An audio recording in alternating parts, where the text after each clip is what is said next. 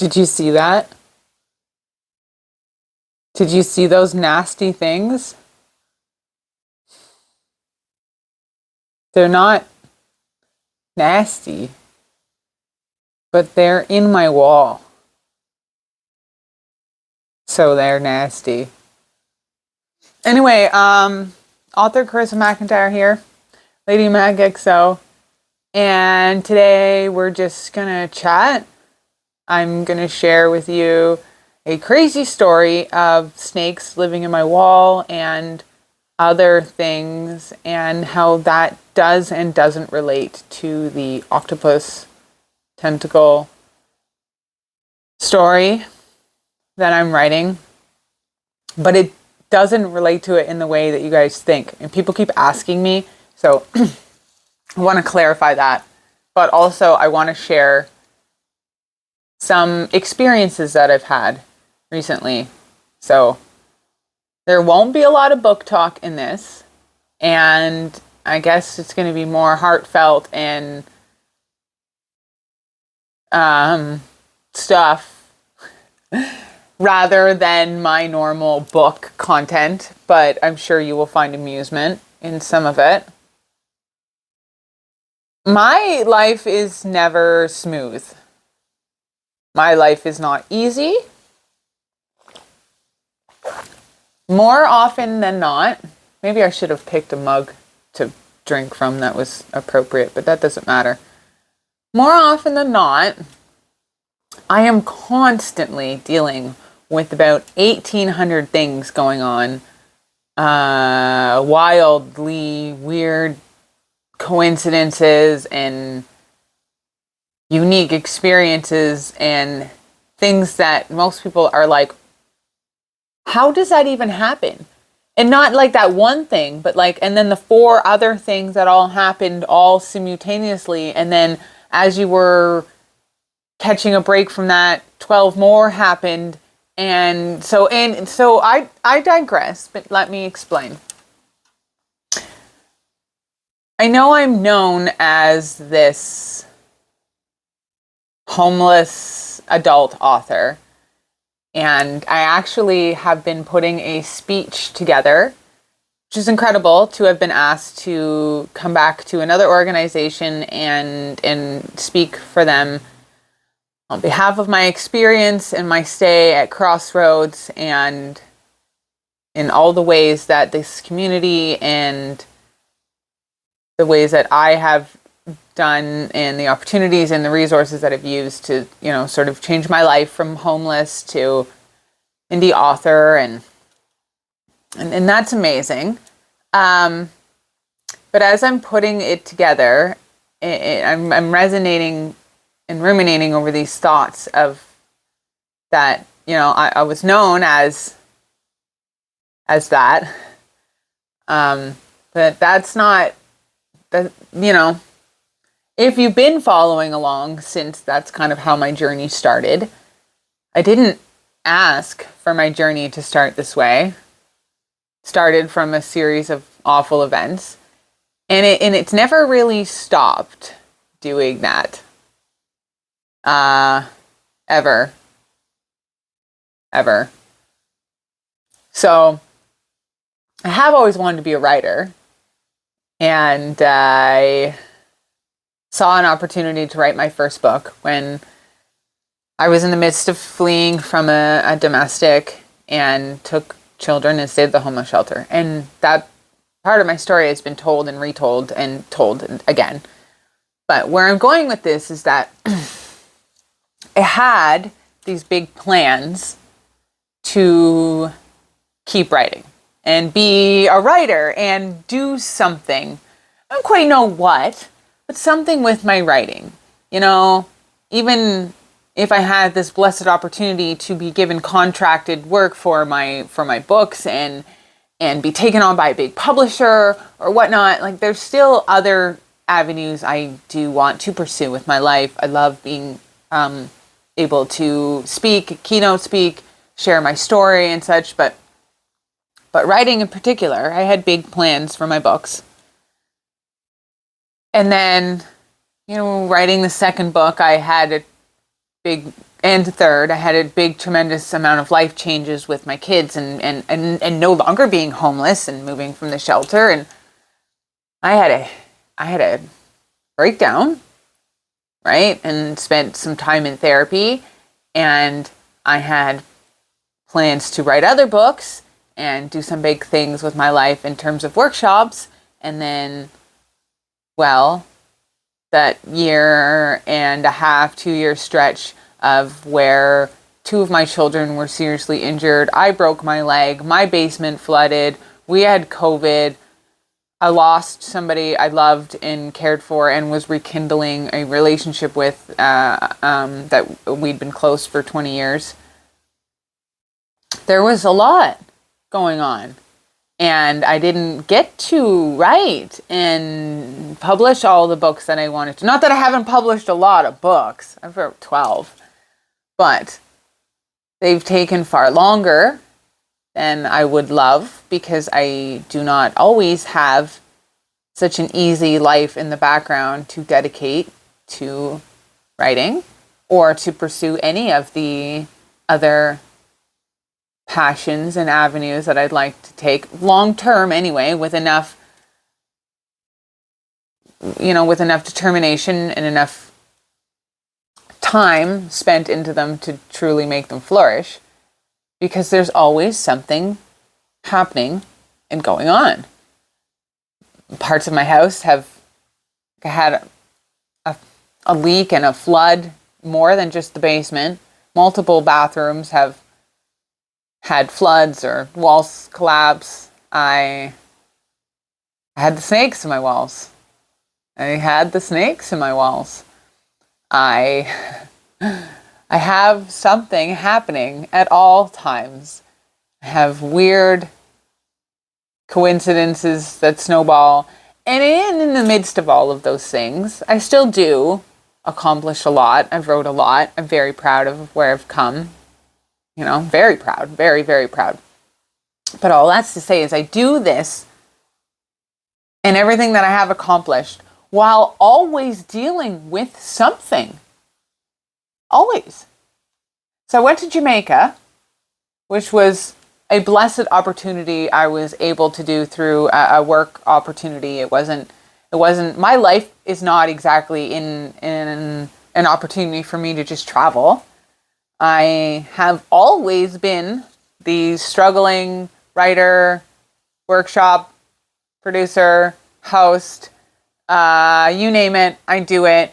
But even though it's above, like, this economy is just not meant for anybody.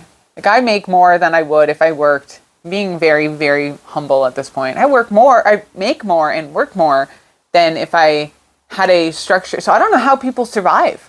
I just don't. But I'm getting sidetracked, as I do. So I went to Jamaica. It was a blessed opportunity. And I come back, and it's spring, and I have big dreams and big plans. I'm always have. So that's the other thing, because I've always wanted to be a writer, and I have all of these ideas and passions and dreams and books I want to write. They're all like here somewhere. And anytime there's an opportunity or life gives me more than a few days where something crazy isn't happening, I start to, I feel good. I'm like, yeah, I'm gonna do this. So I was in a good space, and I come back from Jamaica. I'm going to write I'm long enough in the video now. I'm going to write my hentai. I just have this weird octopus or an idea floating around. And it had come to me in another period of my life, I think a year prior, where I had this great idea for this octopus story. I just needed a little grace in life to be able to focus on writing. Just writing. Just give me enough income and enough non-nonsense then I could have a couple of weeks, maybe a month, to polish off a nice book for you. Just give me that. You can write fast. The ideas are all here, mapped out, ready to go. That's the other part of why maybe I haven't gone, nothing's done anything, because marketing is a nightmare. I have to market too as an indie person. I have to consistently make YouTubes and TikToks, and no, I can't, right? Everything has been stacked against me for like 7-8 years, but I haven't given up. I refuse to give up. I refuse to take a lower income, pause all of my dreams, and then go work for somebody else. Like, cause then I'd never pay the bills. Then I'd really be in a bad position. So, I shared something the other day that said, sometimes we don't, it's not that we're like strong and we like haven't given up. It's that there's no, giving up is a worse option. But I'm sidetracked again. I know where I'm going with this story. I come home from Jamaica and it's a good time in my life, and I don't have a book. Well, I have Another Woman's Sins, but it's now out of my creative hands and in the process of being edited and published. So now I can creatively write again, and I feel really good. I've been rested. I feel like I'm in a plateau with my finances. I'm not rolling in it, but I'm not thousands in debt for once, kind of. I can buy groceries. I'm okay. And it's springtime. And I go outside and I sit on my front porch, and I'm pretty sure I'm smoking a joint at the time, because I remember having this like momentarily out of body experience and being like, am I really high? Like, because I've never experienced a high where I hallucinate snakes crawling out of the brickwork of my walls. But they were. And not like, one just found its way in there and got lost. There were snakes. There were nests of snakes. There were weeping holes in the brick. I didn't know any of this. I was not a house knowledgeable contractor renovator person prior to this. I mean, I'm still not, but I've learned that there are weeping holes in brick homes, and they are supposed to be sealed in some sense with like a screen, mesh, something to allow airflow through, but not to allow snakes to get in.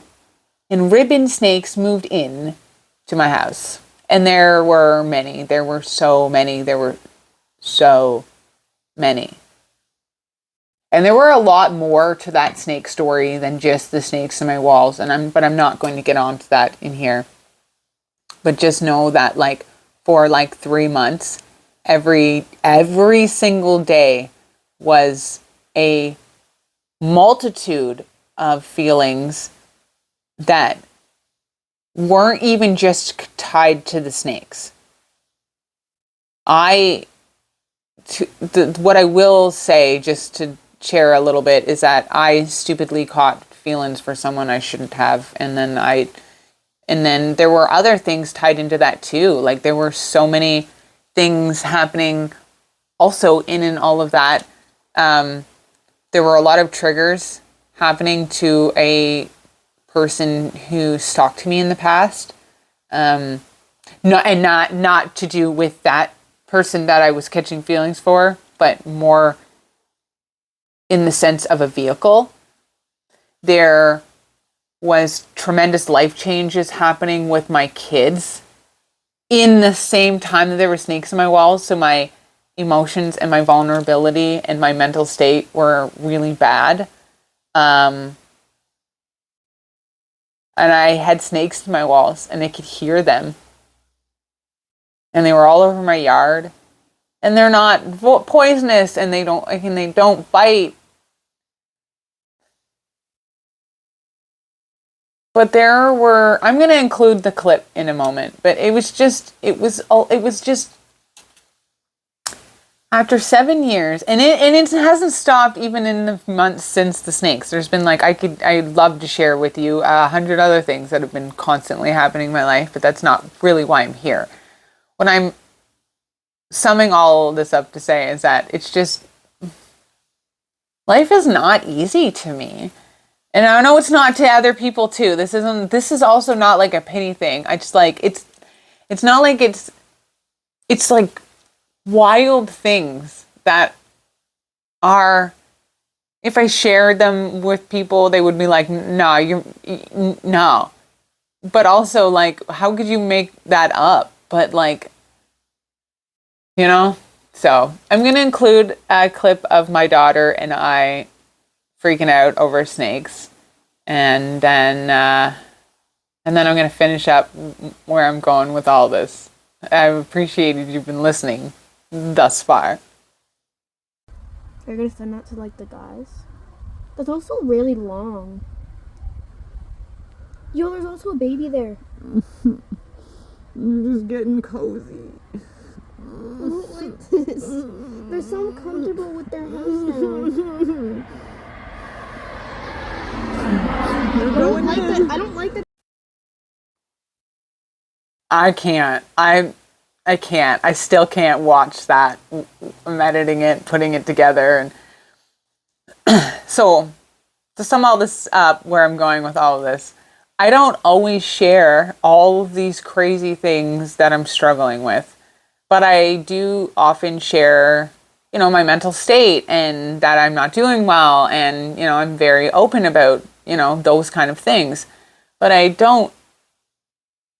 really don't overshare my life, despite what people think.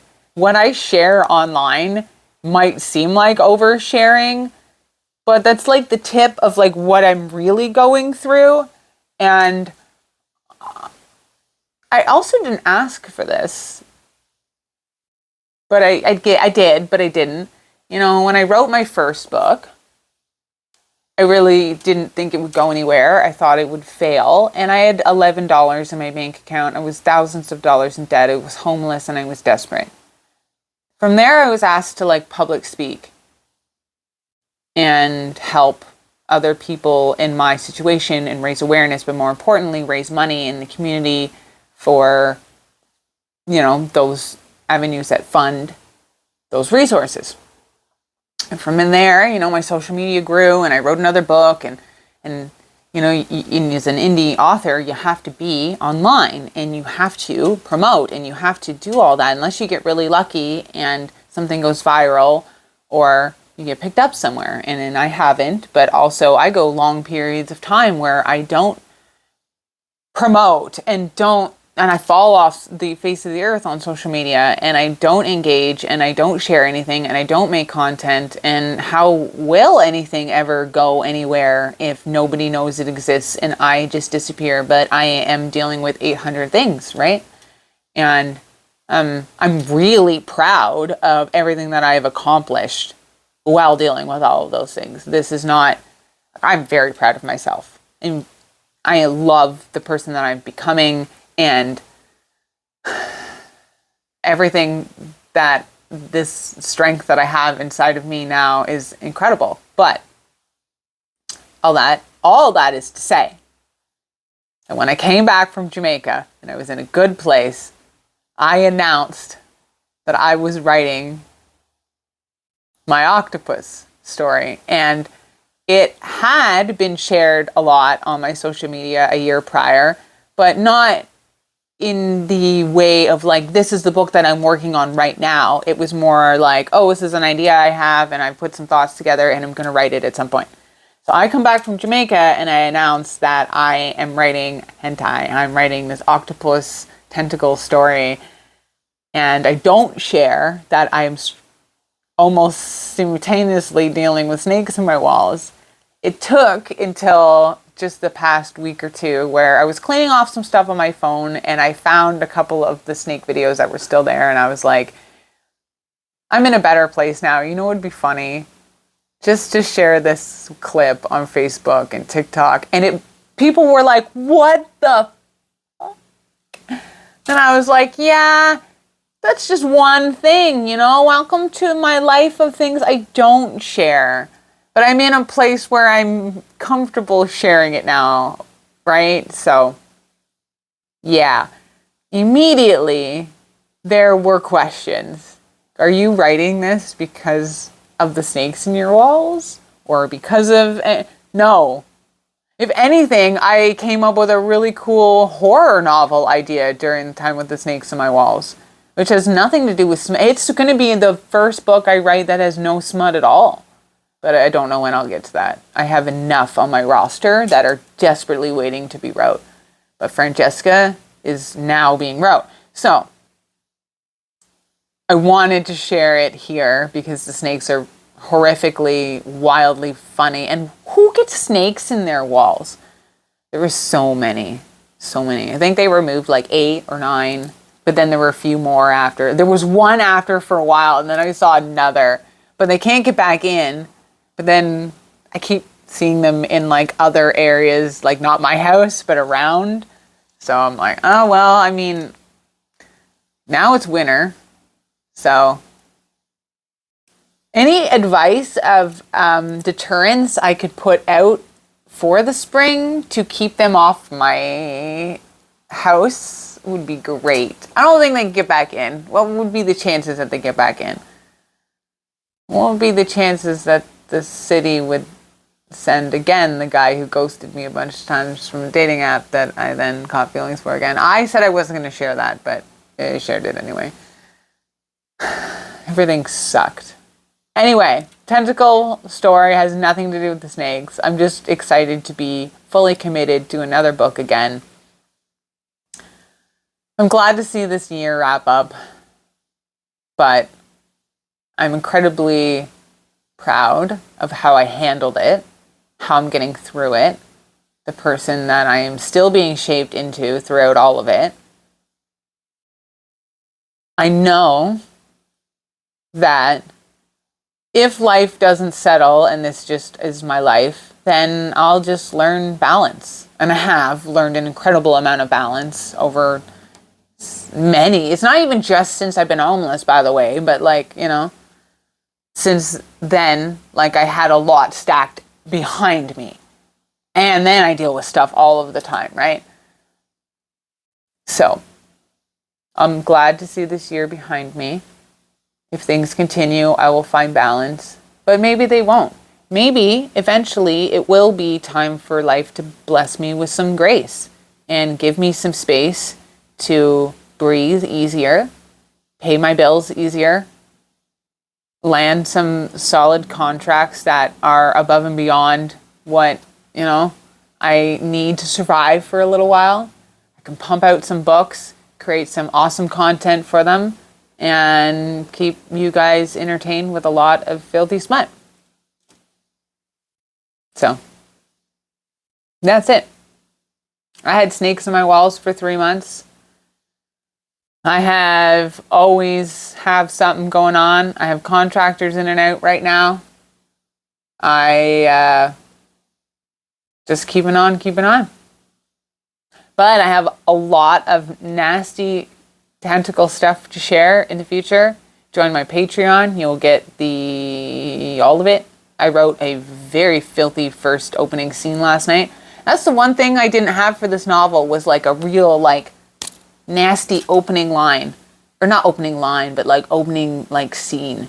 It was just kind of like backstory to Francesca, which didn't fit with the rest of the novel just being like nasty smut. But obviously we need backstory, but I also needed, if you've read my work, they usually start with like, oh, right? That is understandable, but still, you know, oh, and then we get into the like backstory and understanding of the characters. So I found that for my octopus story. That's going to go up on Patreon. And yeah, that's all for now. I have so much other stuff to share, but this video in itself is incredibly long. And I don't know if many people are going to watch it. Although maybe you will. Maybe you really want to see those snakes. So, yeah.